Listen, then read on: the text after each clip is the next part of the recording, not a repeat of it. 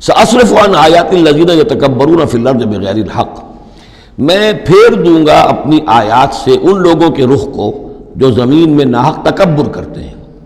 یعنی یہ خود اللہ تعالیٰ فرما رہے ہیں جن کے اندر تکبر ہے میں خود ان کا رخ پھیر دیتا ہوں. وہ ہماری آیات کو دیکھتے ہی نہیں، سمجھتے ہی نہیں، اس لیے کہ تکبر ہے.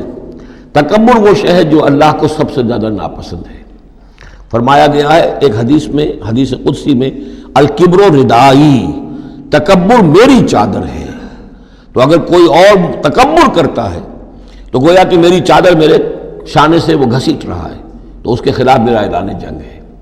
ایک اور حدیث میں فرمایا لن يدخل الجنہ من کان فی قلبہ مثقال حبۃ من کبر، جنت میں کبھی داخل نہیں ہو سکے گا وہ شخص جس کے دل میں دانے کے برابر بھی تکبر ہے.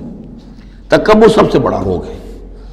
تو جن لوگوں کے اندر تکبر ہے ہم ان کا رخ پھیر دیتے ہیں اپنی آیات سے، ہم انہیں اس کا اہل نہیں سمجھتے کہ وہ ہماری آیات کو سمجھیں اور دیکھیں.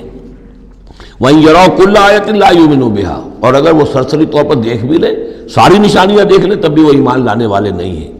وَإِن يَرَوْا سَبِيلَ الرُّشْدِ لَا يَتَّخِذُوهُ سَبِيلًا، اور اگر وہ دیکھ بھی لیں کامیابی کا اور سعادت کا اور ہدایت کا راستہ، تب بھی اس راستے کو اختیار نہیں کریں گے. وَإِن يَرَوْا سَبِيلَ الْغَيِّ يَتَّخِذُوهُ سَبِيلًا، اور جب بھی ان کے سامنے آئے گا کجھی کا راستہ، ٹیڑھ کا راستہ، گمراہی کا راستہ، اسے وہ اختیار کریں گے. یعنی یہ ساری چیزیں ان کی کس وجہ سے ہیں کہ ان کے دلوں میں تکبر ہے. ذالک بانہم کذبوا بآیاتنا، یہ اس لیے کہ انہوں نے ہماری آیات کو جھٹلایا اپنے تکبر کی بنیاد پر. وکانوا عنہا غافلین، اور اس سے تغافل برتتے رہے. والذین کذبوا بآیاتنا ولقاء الآخرۃ، اور جو لوگ بھی جھٹلائیں گے ہماری آیات کو اور آخرت کی ملاقات کو، حبطت اعمالہم، ان کے سارے اعمال حبط ہو جائیں گے. اپنی جگہ وہ بڑی نیکیاں کما رہے ہوں، جیسے کہ قریش مکہ تھے، ہم کعبے کی خادم ہیں، کعبے کی خدمت کر رہے ہیں، کعبے کو صاف رکھتے ہیں، حاجیوں کو دودھ پلاتے ہیں، پانی پلاتے ہیں، ان کے سارے عمل حقارت ہو جائیں گے. هل یجزون الا ما كانوا یعملون، اور ان کو نہیں دیا جائے گا بدلے میں مگر وہی کچھ جو وہ کرتے تھے.